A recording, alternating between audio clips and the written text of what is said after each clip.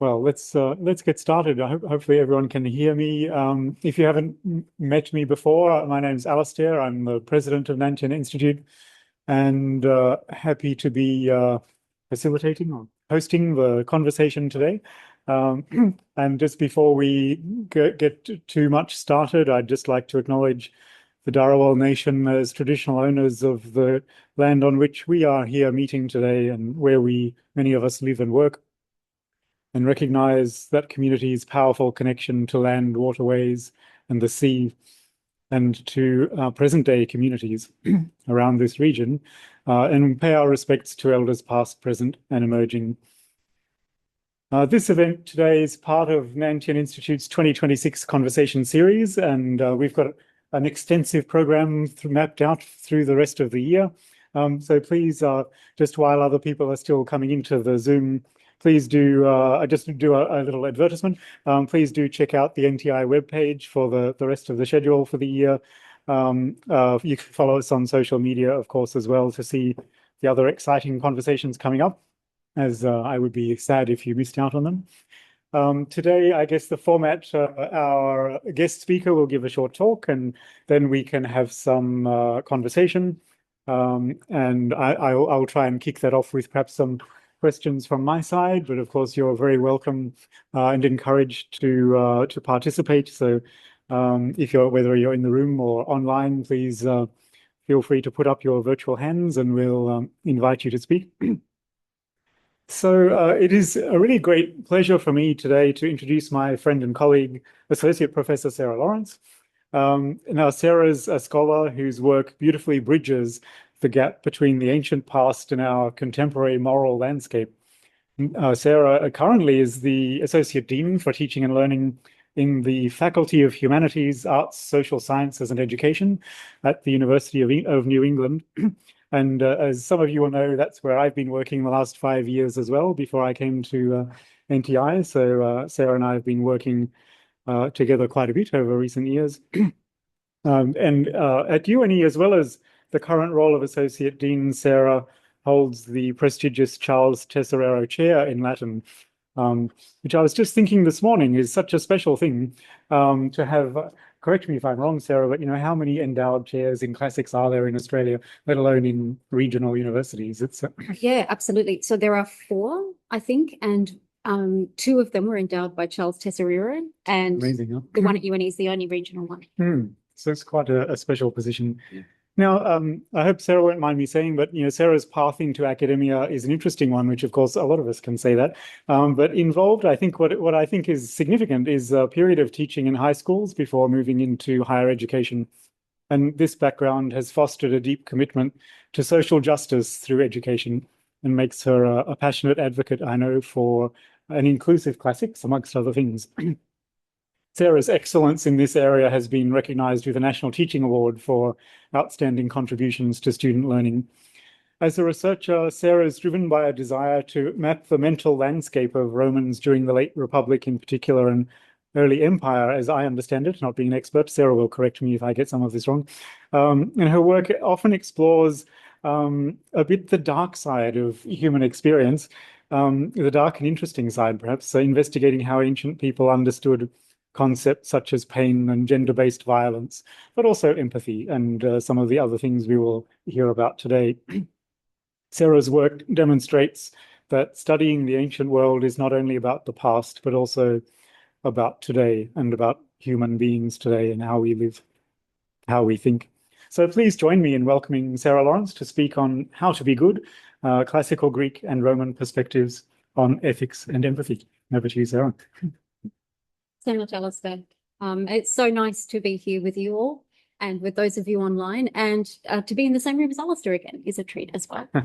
And I would like to begin by acknowledging the traditional custodians of the land where I live and work, and acknowledging its unceded Anawan land. And I'd also like to acknowledge the elders past, present and emerging of the Dunghutti, Gumbayan and Kamilaroi peoples.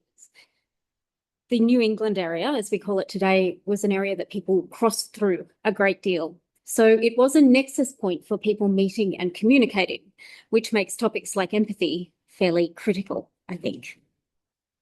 So I'm going to start this discussion by talking about something that was not given a name by the Greeks and Romans within the compass of their philosophical models, and that's empathy.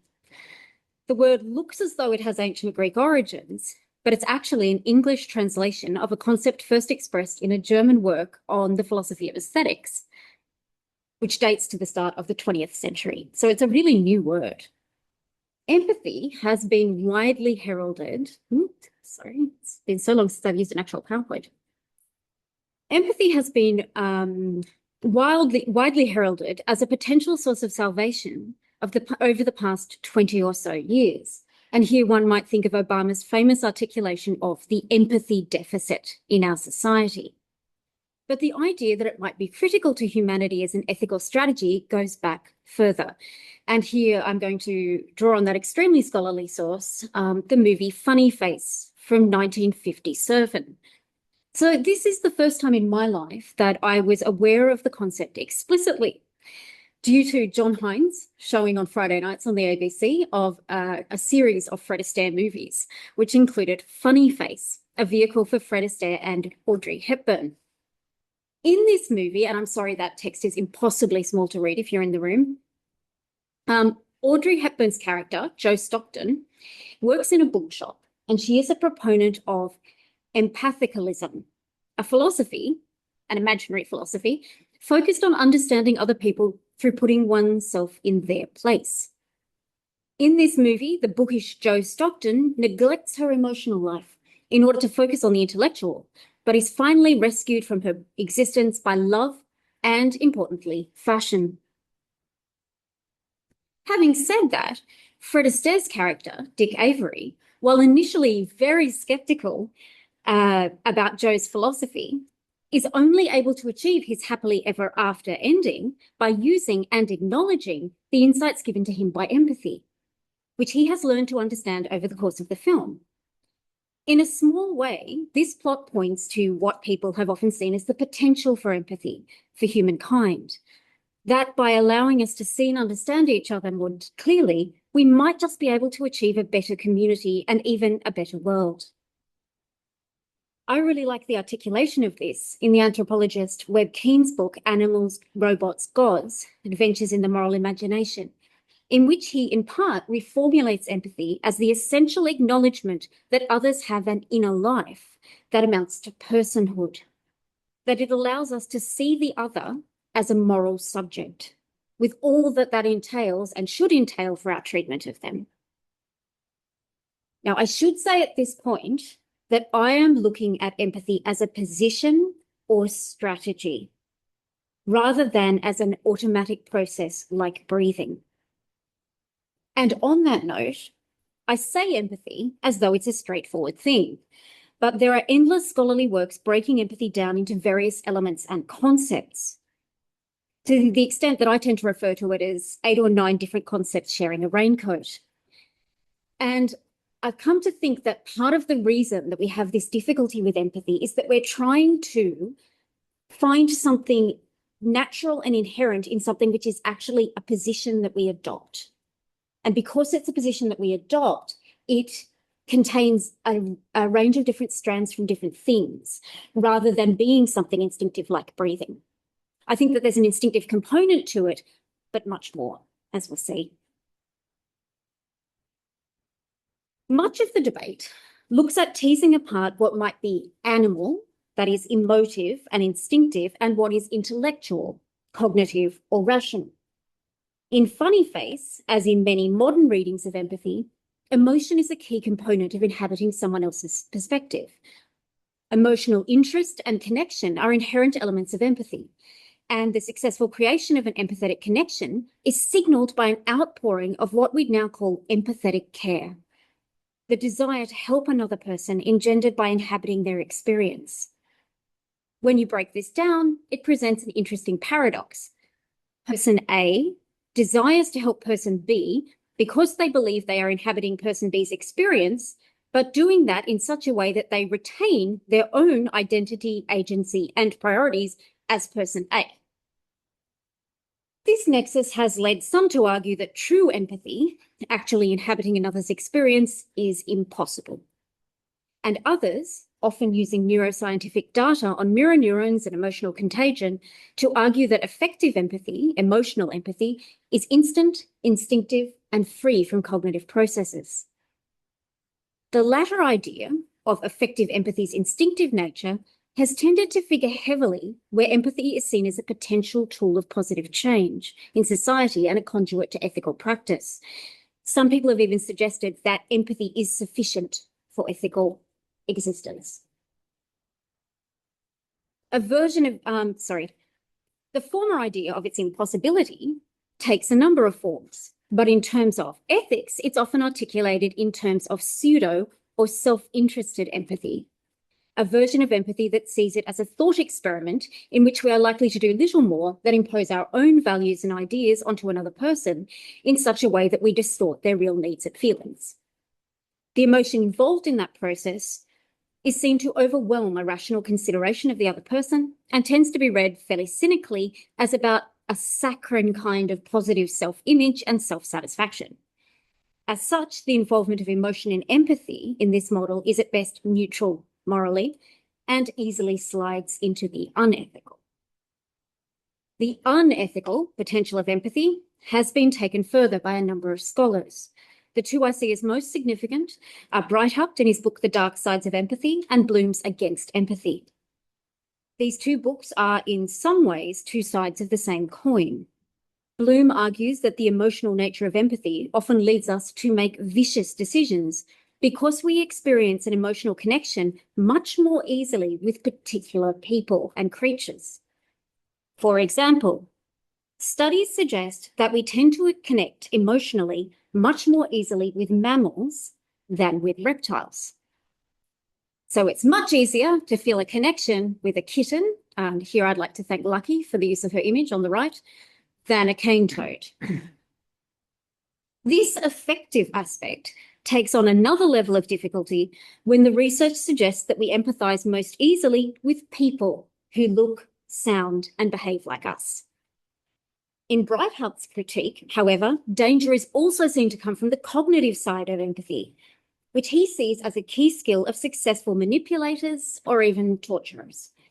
If you can get inside somebody else's head, it's a lot easier to mess with their head. The separate aspects of the cognitive and the emotional both provide risks and dangers. While the Greeks and Romans don't use a term which maps onto empathy, there was a key interest in the role of emotions and cognition in ethics. And it's this point of connection I'd like to drill into a little further today, in the hope that it might be useful in our discussion of empathy. And in setting this out, I've probably gone just slightly over the 20 minutes, and I'm sorry, but I'll do my best. From Plato/Socrates, because it's so hard to untangle the two men, and Aristotle onwards, Greek and Roman philosophers distinguish between the cognitive and the affective. In Roman terms, ratio, or reason, the exercise of reason, and the various terms that denote emotion. Because interestingly, the Greeks and Romans have terms used for many other things as well, which describe the way in which humans are moved by feelings, but not such a clear overarching term as our emotions. Instead, they name the individual emotions, such as fear, love, hate, anger, or joy. From Plato, Socrates onwards, there's also a clear sense that in order to live a good life, humans need to ensure their emotions are strictly under control. Humans who are trying to live ethically to pursue the good give the lead to their reason. This doesn't mean that emotions or appetites, as they're often termed, need to be completely discarded, but they need to be strictly subordinated and trained by reason. Aristotle famously described a golden mean for all emotions, where between two extremes, a version of the emotion sat which could be most useful to supporting the activity of reason. So, for example, in pursuing an end which reason dictates as good, the emotion of courage can be useful. For example, if one were to see a person being harassed by someone else and knew that reason demanded we should not allow this to take place, courage is a handy thing. Rashness might lead you to jump in without seeing that the assailant had 3 large friends with them. Cowardice might lead you to slink away muttering darkly about antisocial behaviour. We pursue virtue by using the resources of our reason, honed by education, with the backup of strictly governed emotion as a prompt. The Epicureans, under their leader Epicurus, had similar ideas. While they've gone down in history as the philosophical school dedicated to pleasure, as many of you will know, their definition of pleasure was quite particular. The aim was to avoid disturbance, to achieve a state known as ataraxia, which actually entailed an immoderate commitment to moderation. Any intensely pleasurable or discomforting emotion would disturb one's peace. So that removes romantic passion or overwhelming compassion just as much as it rules out hatred or despair. Many of the tenets of Epicureanism are centered on avoiding an emotional response which might be discomforting. So, for instance, they famously reject the idea of any existence after death. Death is simply an ending, which means, rationally, it should contain no cause for fear, because it's irrational to fear what ends one's capacity to feel any kind of emotion or have any kind of thought. It has been observed by ancient as well as modern critics that this focus on avoiding disturbance, including the disturbances caused by, for instance, involving oneself in a righteous but unpopular political cause, or having uncomfortable conversations about racism or imperialism, means that the presence of the ethical can be difficult to trace in Epicureanism. And it was always the poorer cousin in terms of the take-up of ethical models at Rome, because the political life was so central to the elite, and you could not be involved in politics without experiencing disturbance. So it didn't map well onto Epicureanism. As it turns out, the main rational argument for ethics in Epicureanism is actually linked to emotion, because the most that can be said in favor of acting ethically is that it avoids a feeling of unease or anxiety and creates a community which protects one's peace. Hence the contractual idea of human society, whereby we come together in groups and maintain some central agreements about acceptable behavior in order to protect our individual ataraxia. The emotions, for all their dangerous potential, turn out to be important in underpinning ethics, in the sense that one exercises reason constantly in order to avoid them. Stoicism famously takes a cautious view of emotions, hence marketing opportunities like this, and this just blows my mind. Only $300, guys. Mm. The reality behind the advertising is that Stoicism maintains that the ultimate good is to live a life in accordance with nature, or natura in Latin. What that means is that we need to inhabit our key qualities as an animal and live as closely as possible in alignment with those qualities. But before you get any ideas about kind of being at one with the wilderness, the characteristic quality of the human animal is ratio, reason. This leads to some things in Stoicism that mark it out from other Greco-Roman philosophical schools. While at no point does it argue against enslavement or for the empowerment of women, it does argue that all enslaved people are as capable of virtue as anyone else and equal in terms of reason. And in the recorded words of Musonius Rufus, we even see an argument that women should be educated in philosophy and that men should marry an educated woman by preference, which in terms of the ancient world is massive over the Greco-Roman side of things. The human animal, irrespective of its status, gender, or situation, is defined primarily by its capacity for reason.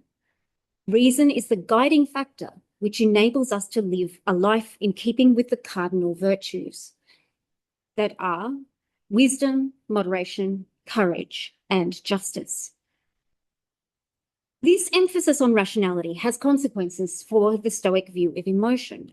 In short, it doesn't leave much room for emotions, because these are primarily conceived of in terms of their deleterious effect on rationality. You'll note the focus on the neutral in this version of the cardinal virtues.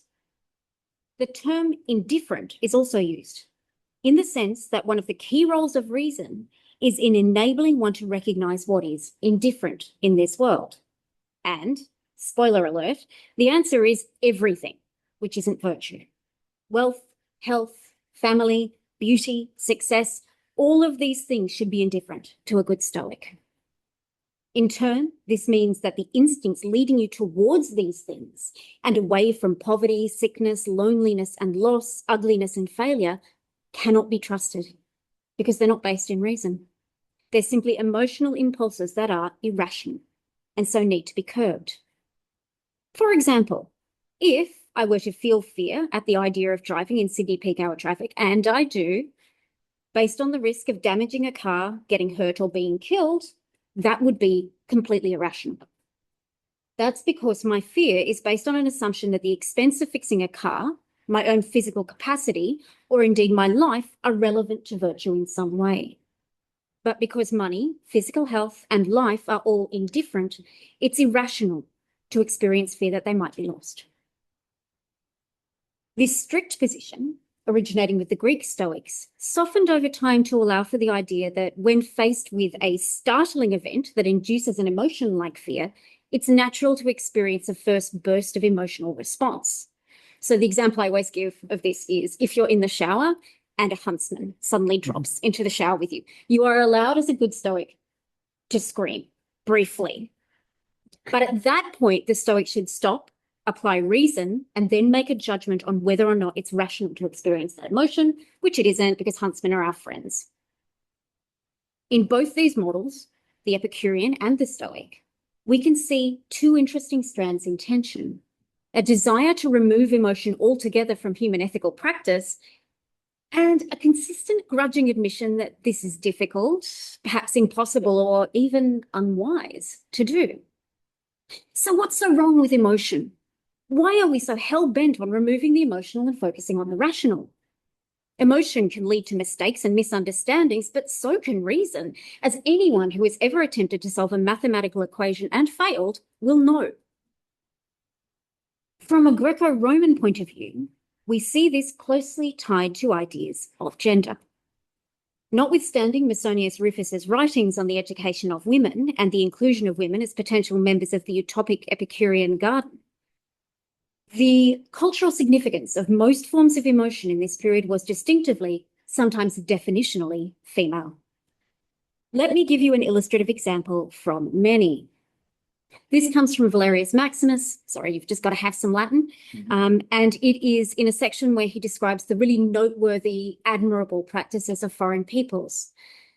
And he says, for that reason, the Lycians rightly put on women's clothing when they're affected by grief, so that, motivated by the grotesqueness of this dress, they want to thrust away stupid sadness earlier. So these men literally dress as women while they are experiencing strong emotion in order to discourage strong emotion. We might all be human animals, but some human animals are far more rational than others. As we all know, the coding of emotion or affective responses inherently feminine has not disappeared as an idea. We can see this manifested in the movement today, sometimes referred to as Stoic bros, where some elements of original Stoic thought are taken and repurposed as a practical philosophy for living, of which the Romans would very much have approved, I might say, but in such a way that they align quite closely with the advice of influencers like Jordan Peterson. Now, don't get me wrong, I don't want to ridicule anyone who's looking to philosophy, especially in preference to Jordan Peterson, for ways to navigate this increasingly disturbing world. What I do want to do, though, is to ask whether this idea that a good life entails the rejection of emotion as a pernicious influence is the best way of going about it. If we go back to the central idea of Stoicism, that a good life is one conducted in accordance with nature, and we think about the nature of the human animal, emotion is completely part of our makeup. Plato, Socrates, Aristotle, Epicurus, Zeno, Chrysippus, and the rest would not need to spend so much energy on how to deal with emotion were it not absolutely a core component of the human animal starter pack. So what if we just stop fighting this? By this, I'm not suggesting that we accept emotion as an equally valid response to reason. I'd actually take it further. What if we accept that the two things are not actually separable? What if we step back from the Greco-Roman idea that the soul is separated into the rational and the affective, and start from the idea that it's actually all the one thing? This is an extremely sophisticated diagram, including emotion in Stoicism. And I really would challenge anyone, and I'm interested to hear your thoughts on this in question time, to think of a human usage of rationality that has absolutely no affective component. What if that's because they're actually the wrong thing? So how does this apply to empathy, its potential and its many potential shortcomings? Well, for a while in my own research, I've been focused on separating the cognitive side of empathy from the affective side of empathy, of drawing a distinction between the unthinking emotional impulse, which we often experience when we, for example, see a baby cry or realize that someone else is truly terrified, and the cognitive tools by which we think ourselves into someone else's experience and take their perspective. Because the emotional element is so dependent on our instinctive recognition of a shared nature, and thus so capable of exclusion, and the cognitive side is so potentially useful for manipulation and inflicting pain, I've become increasingly distrustful of empathy as an idea, verging from a position that empathy is morally neutral to a sneaking suspicion that it might be actually kind of vicious. What happens, though, if we stop separating and focus instead on seeing these two elements as actually a whole? Now, it will take a lot of work to start to see reason and emotion as one and the same, but could this be a useful step in that direction? If we integrate, and I love this image from Adele Chapman Burgess, one of her pieces of weaving, pulling together these two elements into the one thing. So if we integrate, empathy becomes insolubly cognitive and emotional. That means that there is no longer any excuse for accepting a position whereby we naturally feel more for people or creatures who look like us. The cognitive strain allows us to refine impulses, to see that a cane toad has a nervous system which allows it to feel pain as much as a kitten. Likewise, to ensure we don't assume that what might be upsetting or uncomfortable to us, wearing a veil over one's hair in public, for instance, is also upsetting and uncomfortable to someone else. The emotive strain is critical because it allows us to connect. It ensures a point through which ideas, hopes, risks, and information are encouraged to flow. It allows for the recognition that a practical solution is often less valuable than silent listening and care. And crucially, it also pushes us to feel ashamed if we find ourselves acknowledging the grief of someone like us more than the grief of someone less familiar, thereby opening with that emotion of shame the cognitive strain, forcing us to think, which in turn allows us to feel more for more people in a more nuanced, seeing way.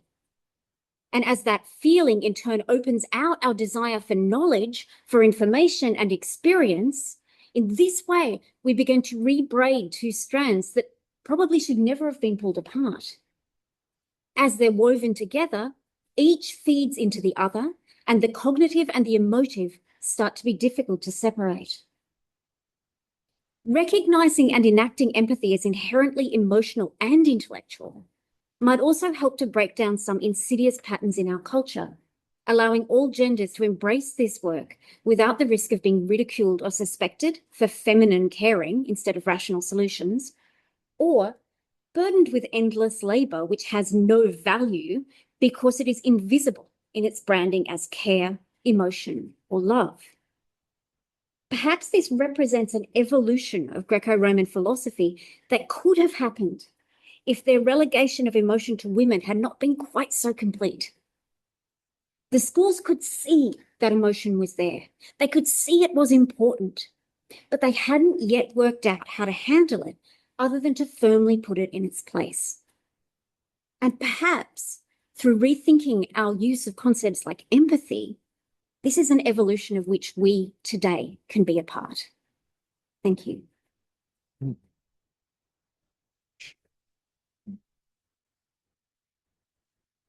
Wow, thanks, Sarah. Lots to think about, and some good challenges, I think, to our thinking. I enjoyed the as you sort of doubled down on this binary of the emotional versus the rational. I was starting to think, but there must be another thing, and then of course, as I thought that you introduced the other thing being that really interesting idea of what if they're not opposites. There is in fact something else going on. Well, this actually came out of so I've been really interested in what I was thinking of in terms of an aspect of empathy that is perspective taking, that cognitive, inhabitation of someone else's position in Roman texts where people are giving imaginary speeches as somebody else. And I was thinking, oh, yes, this is cognitive. And then at a certain point I was like, hang on, why am I so sure that what is rational must by default not be emotional? Like, where has that binary come from? It's something that I have just accepted so clearly. And then I thought about when you give a speech, when you're performing, you do feel emotion, even if that is rationally conceived. It's very hard to talk about this without introducing that binary. Even though you think you've been entirely rational in the production of the ideas and the arguments, you are creating and inhabiting emotion in order to generate emotion.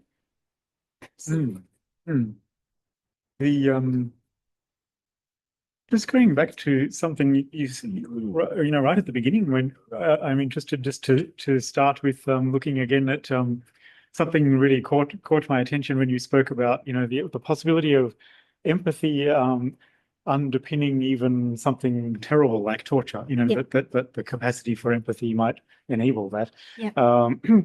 And also that's something you said right at the beginning about the idea of empathy as a strategy, like suggesting something that is being again rationally manipulated. Is that right? I wonder if you have any more to add to that. I'm just curious. Yes, absolutely. So on the first point, when we look at some treatments of empathy, and these are treatments which tend to see empathy as sufficient for the ethical.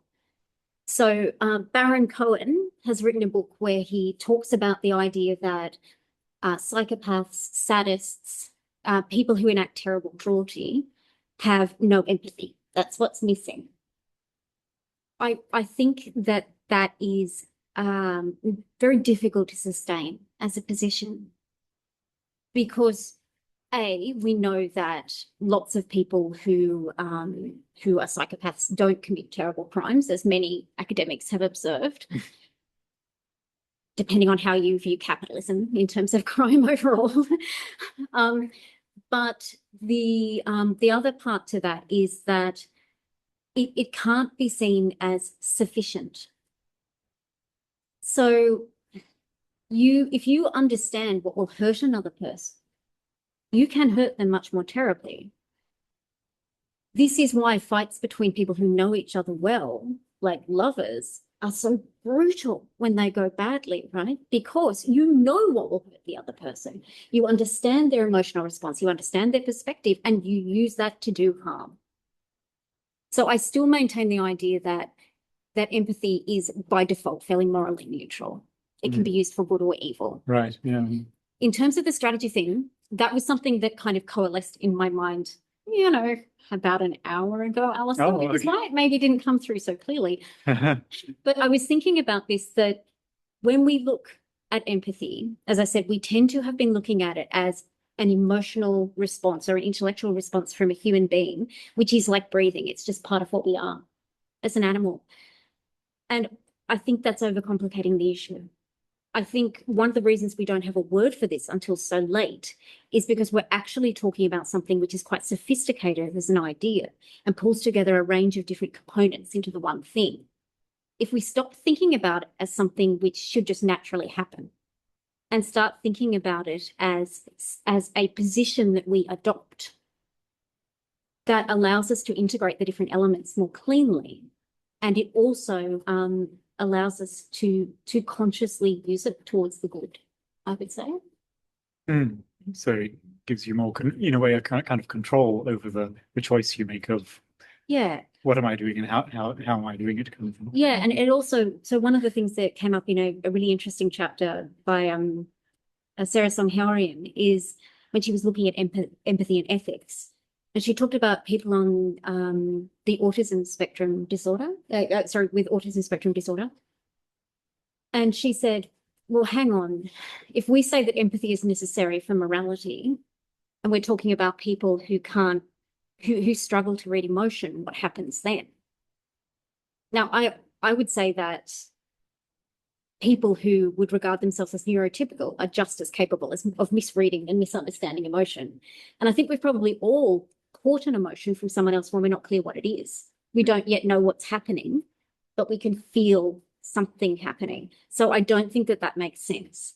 If we break it down in terms of a position that we adopt, a strategy that we adopt, where we bring together what might be emotional elements and what might be cognitive elements, braid them together, then we don't shut anyone out of the process. We're not saying anyone is inherently incapable of engaging in this activity. Mm. And that seems to me a kind of slightly more hopeful position. Mm.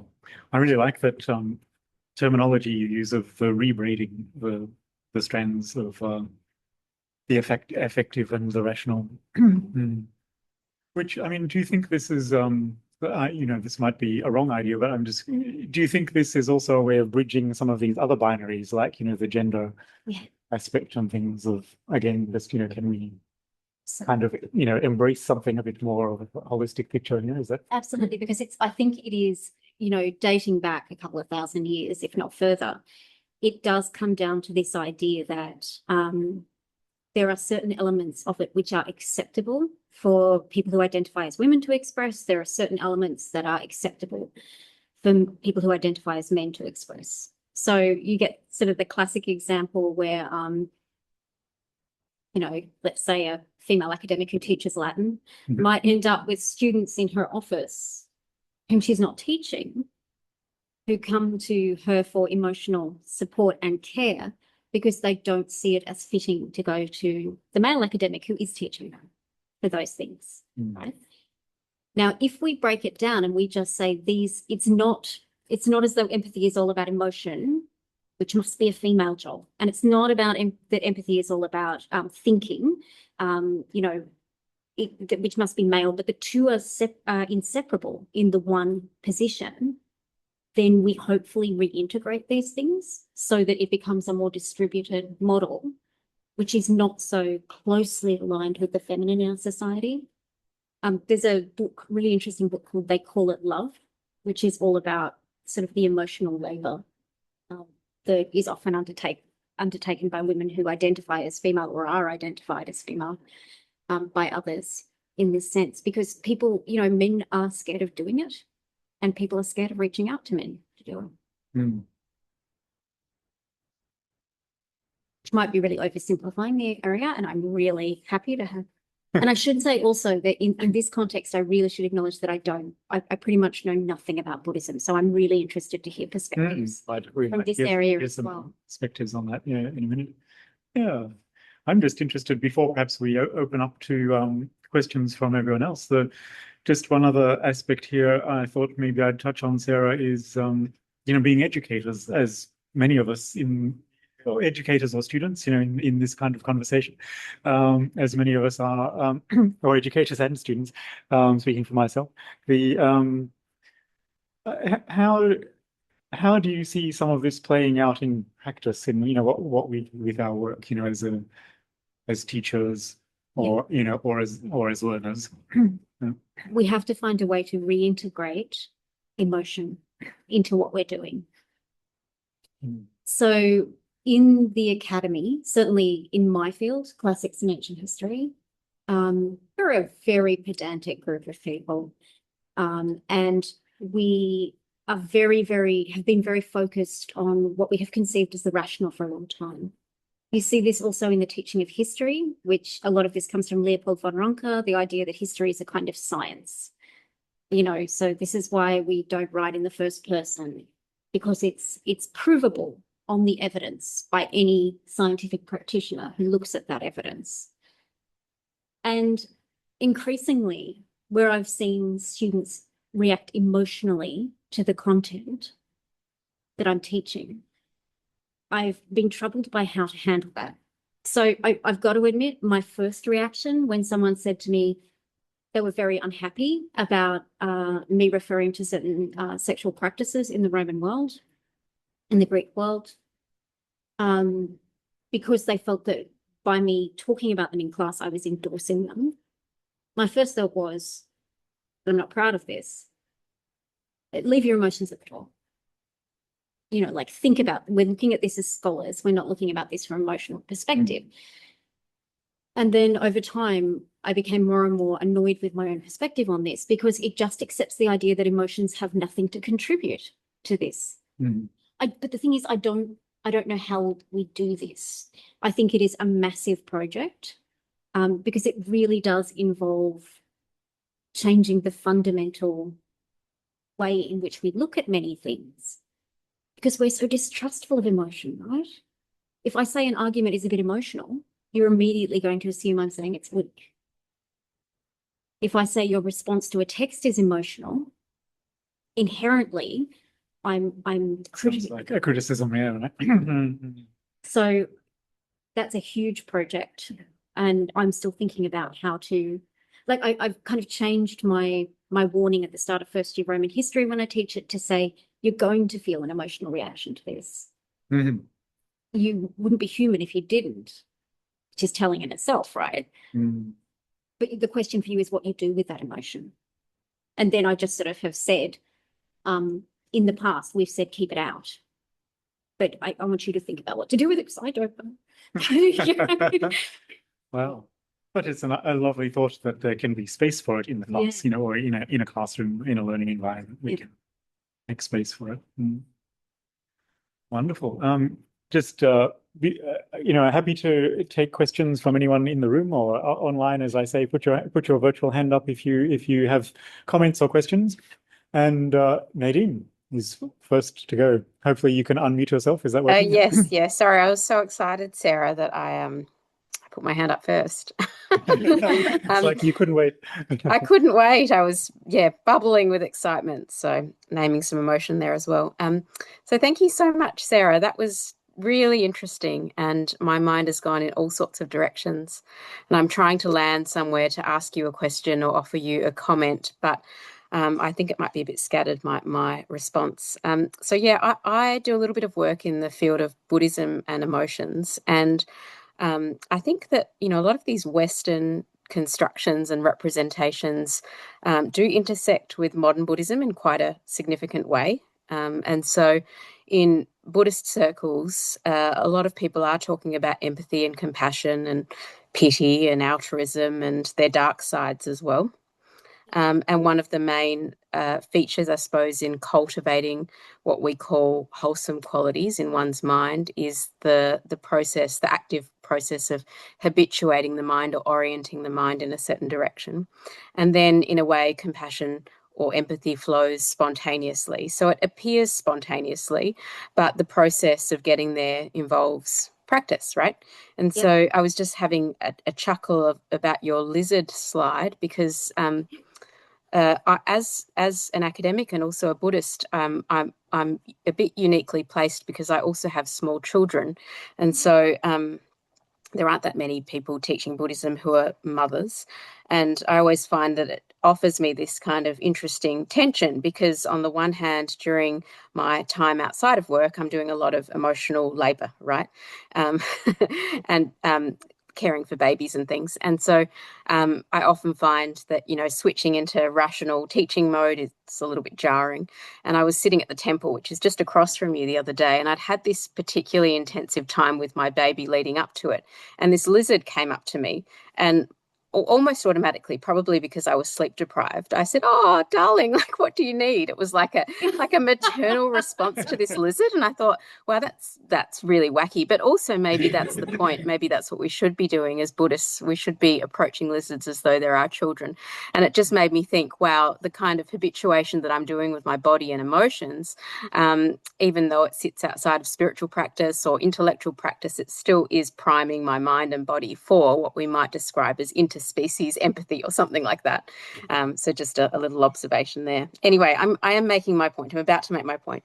So one thing I'm particularly interested in is reviving the unconscious and instinct and intuition. And so when you say emotions, I think you were talking about agentic kind of conscious emotions. And I was thinking, what about those subterranean emotions that guide us? And, in my experience, the most the people who claim they're the most rational are often the most emotional, which sounds strange, yeah? And so it's like they can claim, I'm rational, but you can see that they're motivated either by anger or disturbance or something is going on that they haven't acknowledged or they haven't felt or dealt with. And so I guess what I'm interested in, Sarah, in from your perspective, where do unconscious emotions or passions or forces or instinctive tendencies fit into what you've described? And maybe what I said initially is a kind of, example of that. Yeah. So thank you very much. Oh, thank you so much, Nadine. That was an amazing, you've actually got at least two incredible points there, right?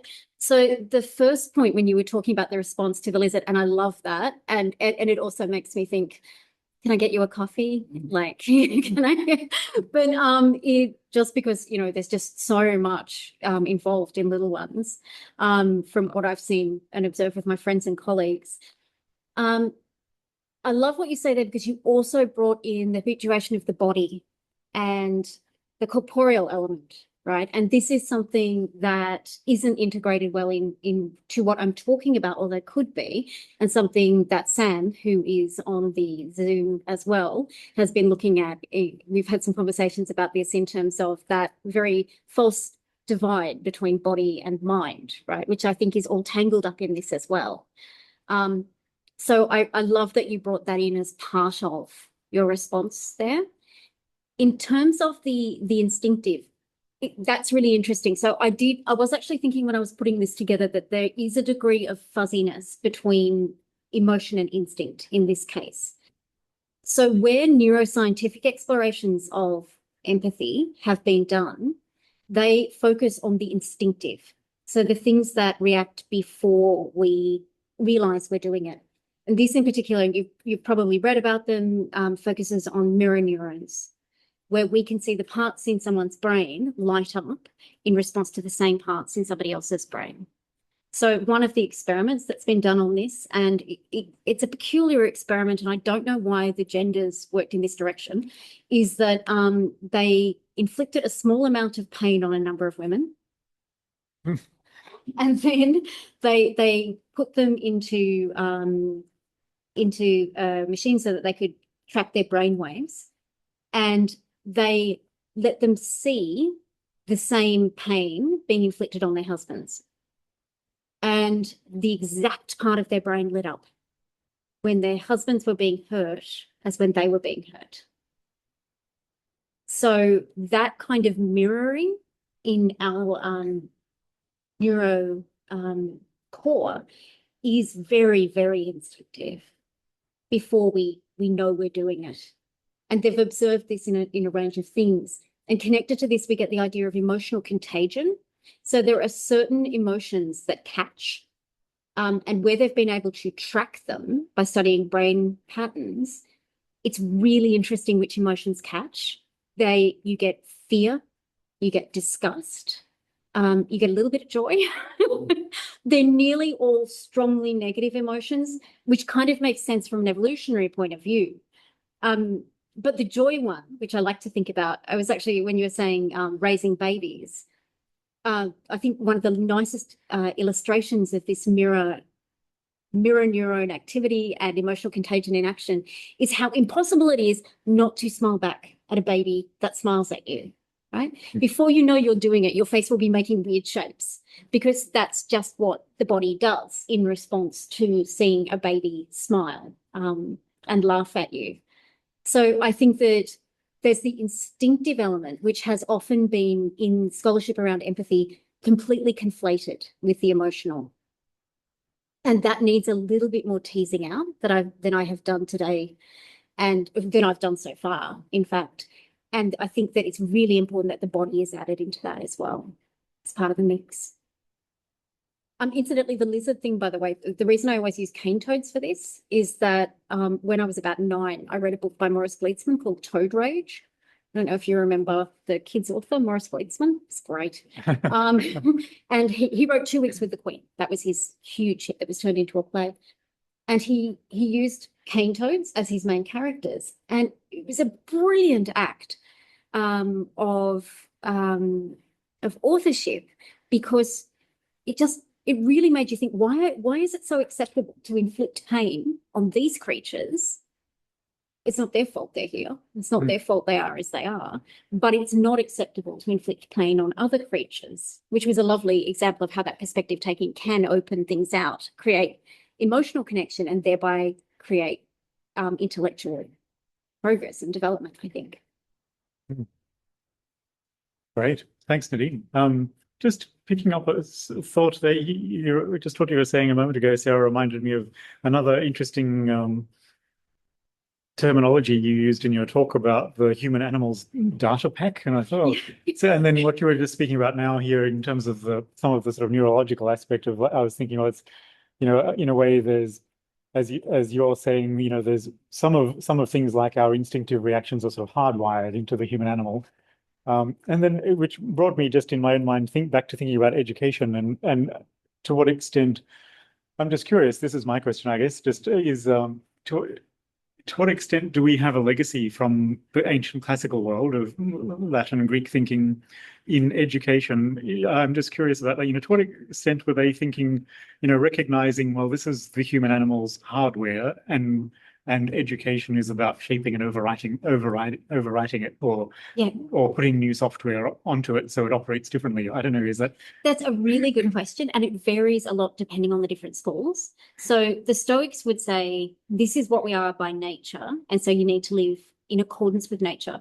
But they've got a very, very set idea of what we are by nature, which is a rational animal, okay? It's totally rational. The Cynics, however, take this further. So I'm a huge fan of the Cynics. I think they're great. If only for the reason that in the Greco-Roman world, it's the only space in which we have records of female philosophers being accepted.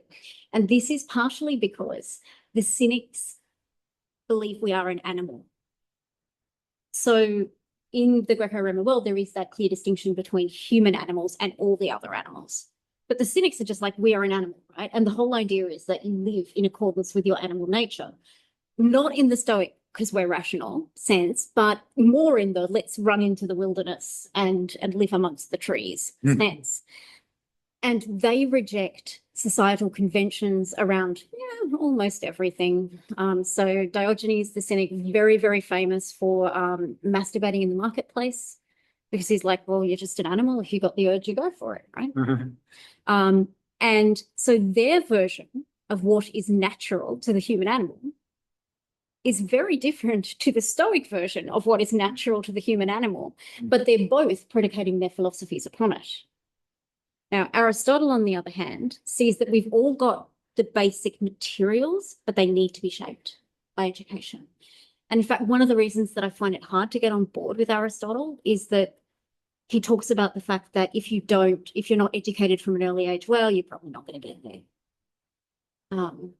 Because that process is so critical to shaping the raw materials of humanity that do need to be developed into something else. So, yeah. Thank you for letting me talk about the Cynics. That was... Yes, good catch. Other questions from anyone in the room? Or, Elizabeth, yeah. Yes, thank you so much. It was like so usefully thought-provoking, and it really just sort of seems to get to the nerve of so much of what we think about here, but so many of our problems, and I'm also going in so many directions. I have so many questions. But I think need to start with trying to understand maybe what like Plato and the early Greek definition of reason was. I missed it. I think you maybe talked about it, and I was trying to pull this amazing term. So I think I'm really trying to understand what they would understand emotion to be, and how embodied or how aligned with just it being the body. Yeah. But maybe first, how do they understand reason? Yes. So reason, they understand the term that's used in Greek is usually logos. So it's very closely tied to language of one kind or another, both words, but also mathematics. So when they're talking about reason, and this, I mean, is a very amateur description of this. I have hardcore Greek philosophy colleagues who would critique this. But what they're talking about is, I guess, something a little bit like our scientific model, in that if you test these conclusions in the same way, you will develop the same answer I see. at the end. Yes. Okay. So geometry, famously, Plato's Academy is supposed to have had a sign over the entrance that said, "Let none who don't know geometry enter here." Mm. And you think about geometric proofs and the way that you can set out the rules that are known and what can be stepped forward from those rules in logical sequence. The outlier to this, to a certain extent, is Socrates, but I mean, Socrates is so tricky just because he's always through Plato. But there is a sense with Socrates where it is so focused on an interlocutor. It's so heavily personalized, one-on-one, where one person is led through a journey that, yes, every conclusion follows logically from the next, but there's less of that sense of generalized rules that come out of it. From Plato, you then get that The generalized. philosophy. Yeah, exactly. Whereas with Socrates, while it's very focused on, okay, so you said A, which must mean that you believe B as well. Oh no, well, I didn't mean B. Well, you can't believe A, right? That breaking down of the links, the causal links. It's almost concerned with like predictability in a way. Yes. You need to know. Yeah, absolutely. And the consequences of how one idea leads to another and how that should be broken down. Yeah, so that, I think that would be how I would sum it up. And then definition of emotion, did they? Tricky. So they talk about this often as like concerned with appetite.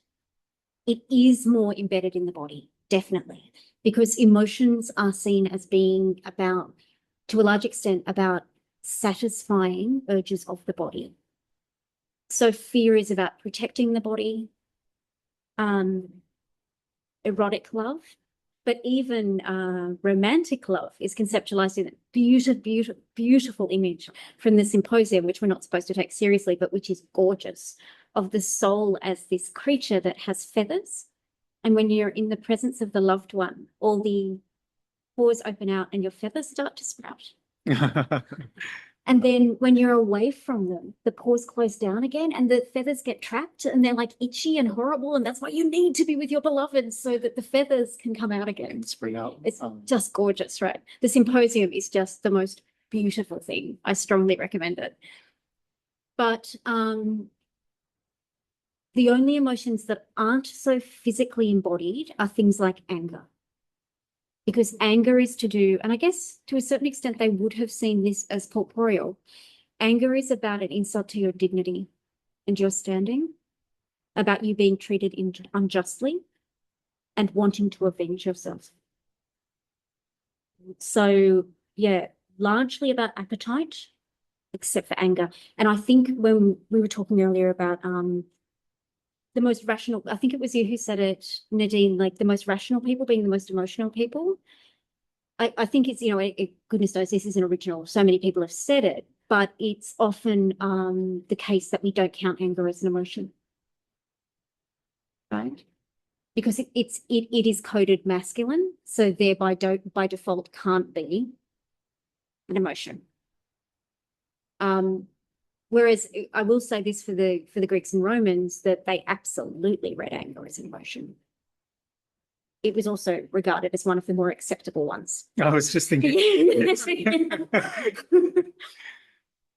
Because it motivated the correction of injustice. Right?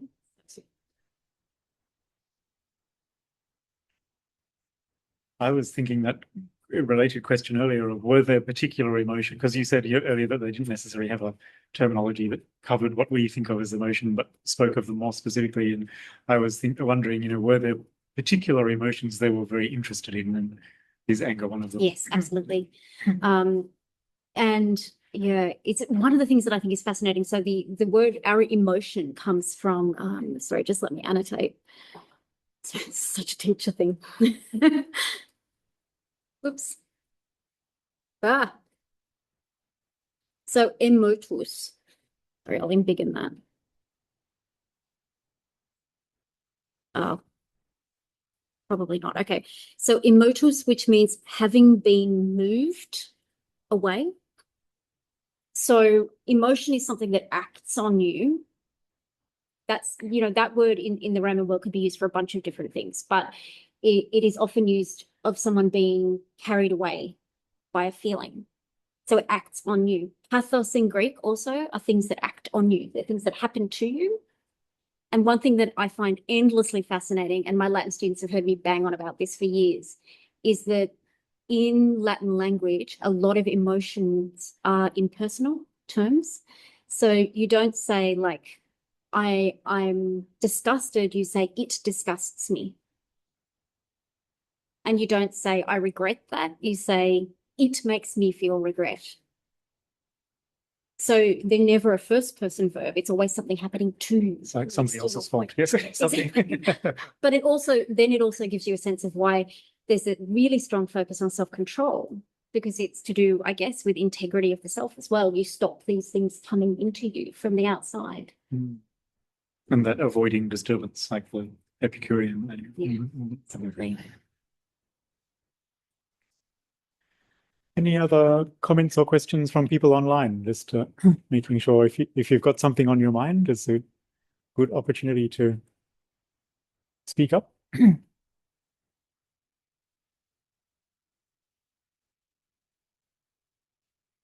Okay. Have we evolved in terms of society, in terms of ethics, etc., or have we not compared to the Greeks? Or are we a kinder society, for instance, or not a kinder? That's a really interesting one. If we're talking, I wouldn't want to generalize about humanity as a whole. I think that we have seen, I'm very interested in something I think of as bounded kindness, whereby some people that I have met are incredibly kind and giving people within boundaries. So for instance, would do anything for the people that they know, can say the most appallingly callous things about people who are refugees. I think that maybe the boundaries of our kindness have started to expand a little, which I see as a useful thing. To put in Webb Keen's terminology, which I find really useful, I think we are getting better at recognizing more entities as moral subjects. And I would also spread that out in an environmental sense, in that if we recognize the idea that the world, not that the world sort of has a personhood, but that there is some moral demand on us from living creatures, then I think that that is a useful development. Having said that, it's extremely easy for those boundaries to snap back in again. And we've certainly seen a lot of that recently. And I do find it distressing on occasion when I see, I mean, everyone must be familiar with this, when you see ideas that you hold as interesting or important to you that seem to be being distorted in the surface. So you see this a lot with Stoicism, that it somehow slides into this kind of manosphere terminology about why, you don't have to worry about anyone's feelings, for instance, which I think would have been shocking even to the Romans. I think we're always a work in progress. What do you think? I think in general, I think we're more aware.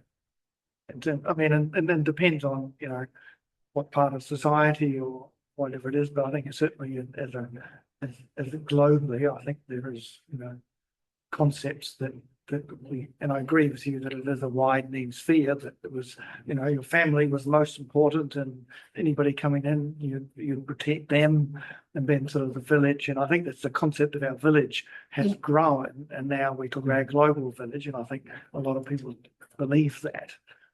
And it's not just about me, it's about something wider. And I agree with you in terms of nature as well, that there is a concept that we're not, we tended to, you started off, I'm not sure if I quite agree with you that, that emotion and reason are together. Yeah. But I think we're certainly a lot more aware of the interconnectedness of things, Yeah. and that we're not sitting separate from nature. Yes. Or, I mean, I agree with you that we're not completely separate from reason at all. Yeah. But it's the interconnectedness that we're a lot more aware of now. Yeah, I think that that's a really good way of putting it. And very interestingly, based on what you said, when you just used the terminology of the village and the broader village, one of the other things I quite like about the Cynics is that they talk about the cosmopolis because they believe that the human's just an animal. That means that there's no real distinction between humans. So they reject the idea of the city-state, of the nation. They're just like, we're all just animals. So obviously everyone is a citizen of the cosmopolis. They're not a citizen of Athens or of Crete. And that's part of their refusal to abide by the social structures of the place they're in at the time. The Stoics, depending on their time, you know, because Stoicism is a very, very broad philosophy with a lot of different things happening within it. But we also get the idea of the cosmopolis within Stoicism. Sometimes from some thinkers, we get the idea that you have like the inner circle and then it goes out by degrees and you have more responsibilities to those on the inner circle and less as you go out. But you also get on occasion the idea that it is because personal connections, like for instance, love for your child, are regarded as indifference. That is illogical. So Vulcans are often brought up when we talk about Stoicism. Spock gets a workout. That means that we break down the connections, those very, very close, demanding, potentially exclusive connections of the family and the village, and open it out to a wider sense of connection. There is substantial loss in that, though, I would argue. Cynics, they can describe them to what we mean today as cynical, like, I don't get there. It's really interesting, isn't it? I think it's to do with that rejection of society. But yeah, so the name means dog-like. That's the genesis of the name, because the idea is that they're always snapping at people. And if you feed a cynic, they'll probably bite your hand. But they were kind of fantastic. So there are so many great Diogenes stories, and I'd say about 10% of them are true. But another really brilliant one is that he apparently lived in a barrel for a period of time in the marketplace in Athens. And cynics are famous for saying all you need is a cloak and a stick. I think it's just a cloak and a stick. There was one guy who initially traveled with a bowl as well to drink water, and then he saw a little kid drinking out of his hand and thought, oh, I've been so extravagant and got rid of the bowl. But so Diogenes is living in this barrel in the marketplace, and Alexander the Great turns up to see the famous Diogenes. And he says, what can I do for you? Diogenes says, well, you can get out of my son. Just go away. So I guess that perhaps we get that point of connection in the rejection, the refusal to acknowledge any social niceties. So I think that can drift towards the idea that people, when they're being nice, can't be being honest. I suspect is how we get there. Oh, okay. The sort of brutal honesty is the So one more cynic story and then I'll stop. But there's a guy called Crates who is a cynic philosopher, and he goes to treat, to counsel this young man, and the young man's sister, Hipparchia, sees Crates and thinks, that's the guy for me. And he's a cynic philosopher, so he turns up in his cloak and his stick. That's all he's got. He's dirty. He's not groomed in any way. And she says, "Gonna marry him." And her parents are like, "No, you're not."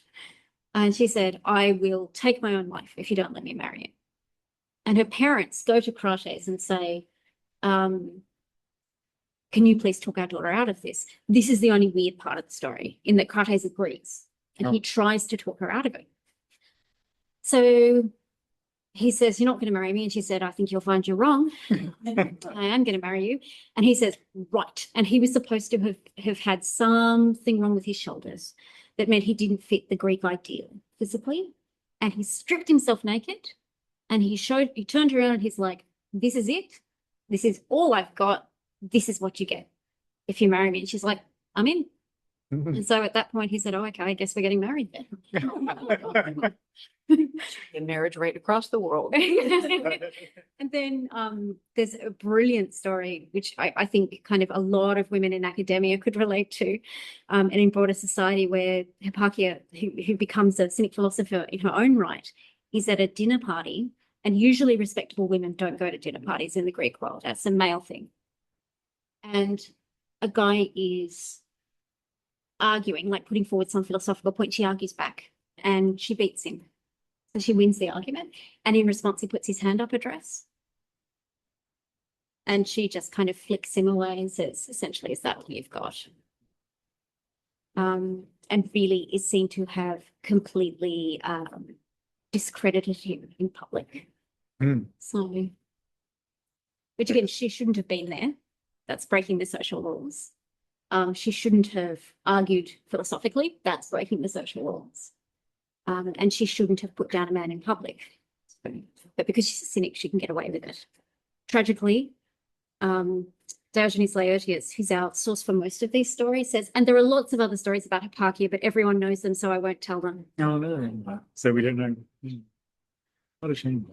It's probably a topic almost for another day, because it's, I imagine, lots to talk about. But I mean, you mentioned,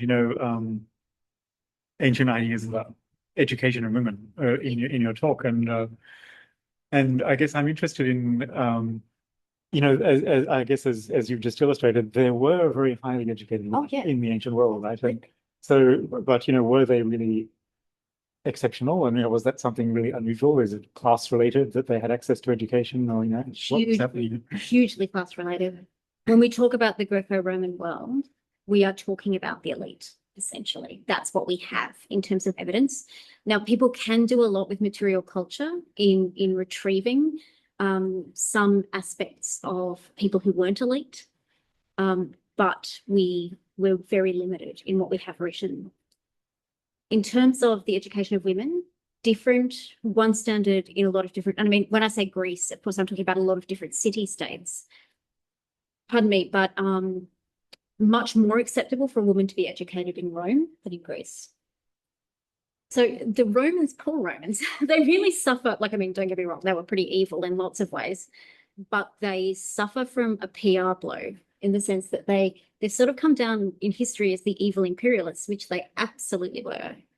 But for instance, if you were an enslaved person in Rome, the standard expectation is that you could look forward to being freed, and at that point, becoming a citizen. And your child could theoretically hold the highest political office in Rome. Women are citizens in Rome, and they have a right to inherit property, to own property. There's an expectation that they will inherit. That's not the case in most Greek states. So the Romans were in some ways more liberal than the Greeks. So in the Roman world, elite women are certainly expected to be literate. Even speakers like Cicero will say that some of the great orators are so good because of listening to their mothers talk. Oh. So when he talks about the Gracchi, two famous brothers who were extraordinary public speakers, he says it's partially down to their mother. They learned it from their mother. Yeah. Wow. We also know that women wrote. This just breaks my heart because we've got two or three or four poems by one woman called Sulpicia, and that's it.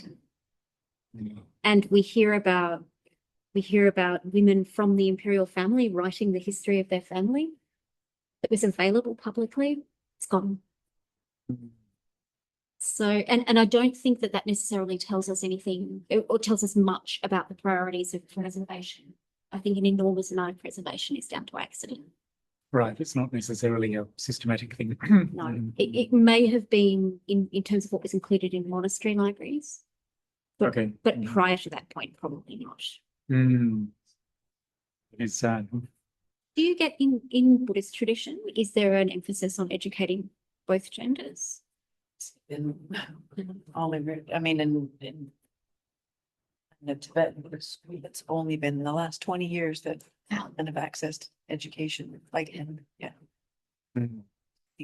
Theravada, like in Thailand, women are not really allowed to fully ordain, so they don't have access at any level to learning. Also read down on emotions. Well, I was Yeah. thinking, would you say, because the habituation, the idea of habituation through thought that Nadine mentioned, that's very Stoic. So in the sort of lessons that you're meant to do as a practicing Stoic, you're supposed to do lessons every day. And some of those are thought experiments where you go through and say to yourself, they're usually things like, remember that person that you love is mortal. They could die at any minute. You shouldn't get too attached. Mhm. You just repeat that over and over until you habituate yourself to regarding that as indifferent. But I also wondered if Epicureanism, the idea of ataraxia, kind of maps a little bit onto, Reading disturbance. yeah, the idea of kind of looking for a central piece. Yeah. Mm. A lot of attention to sensation and feeling in the practices, but as far as I'm aware, there's no word for emotion, like pride, jealousy, desire are considered afflicted mental states. You know. Mm. And you reminded me when you mentioned Socrates earlier that we were talking about this a few weeks ago, right? That there's, Socrates and Buddha lived more or less at the same, were almost, possibly overlapping contemporaries. So it's interesting just to think about these two influential people in different parts of the world at the same time.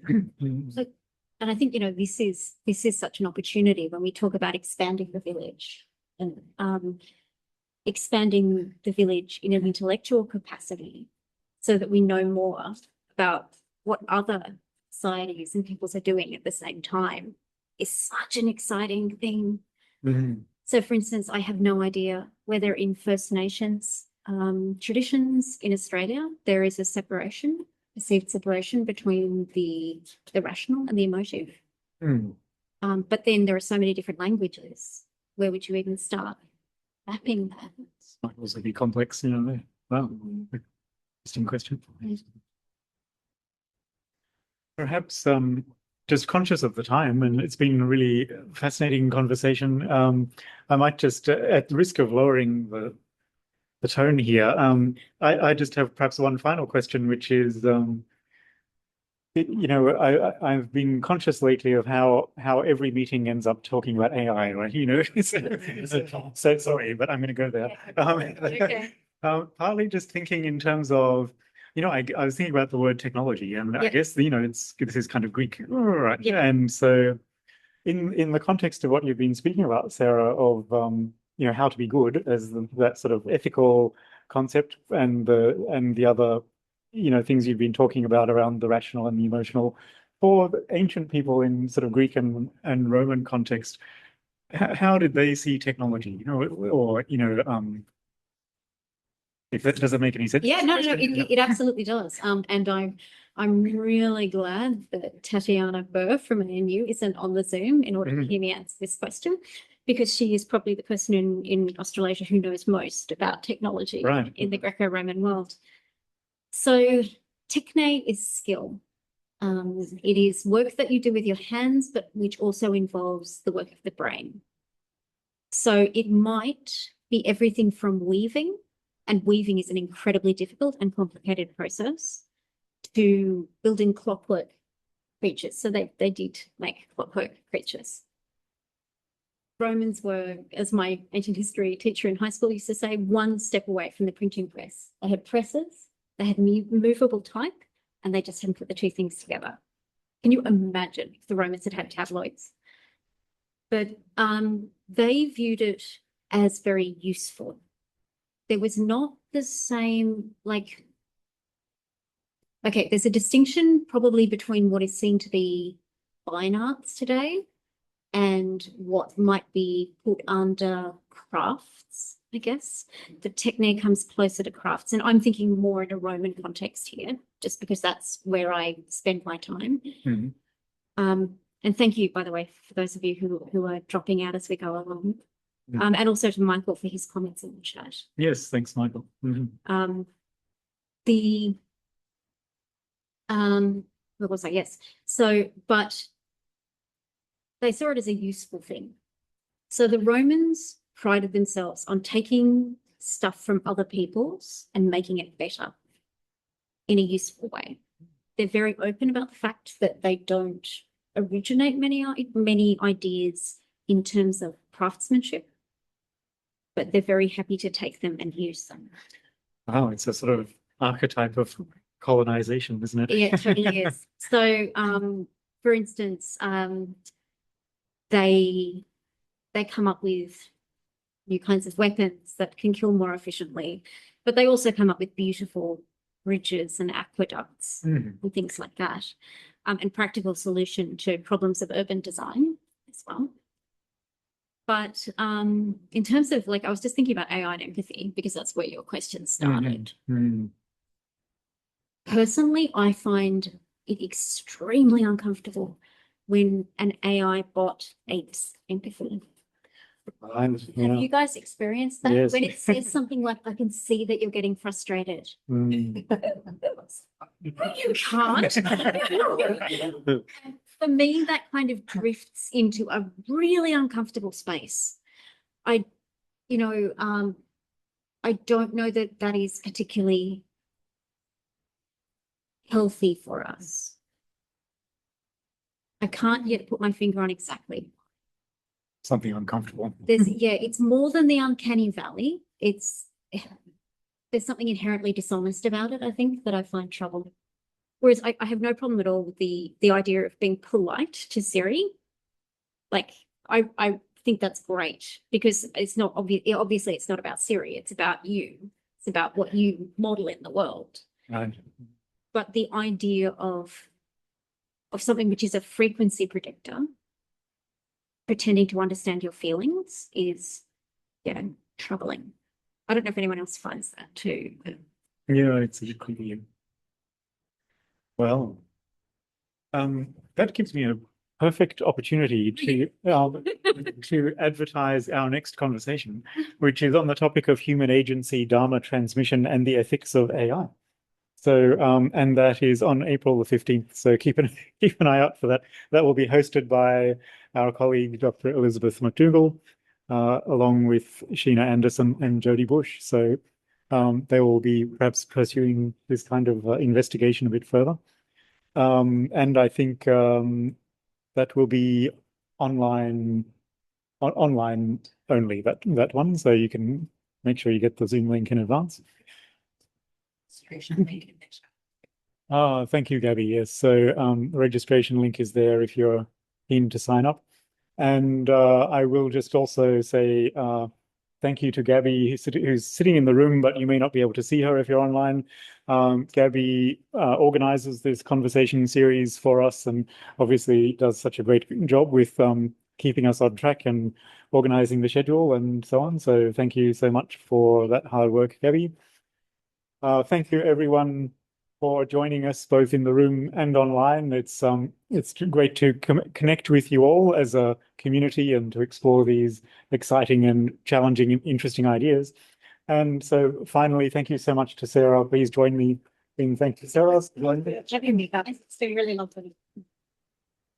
Thanks for joining us. And for those who are on campus, we might, I don't know, Sarah, you might need a coffee now or a cup of tea or something. So we may be heading down towards the cafe, and feel free to come and sit with us if you have a bit of time on campus here. Thanks, everyone. See you next time. It's Sarah. Mikey, yes, you gave me some. Take that? Good Yeah. to see you. Yeah. I've come here and support you all. I nearly broke when you came in. Oh, sorry,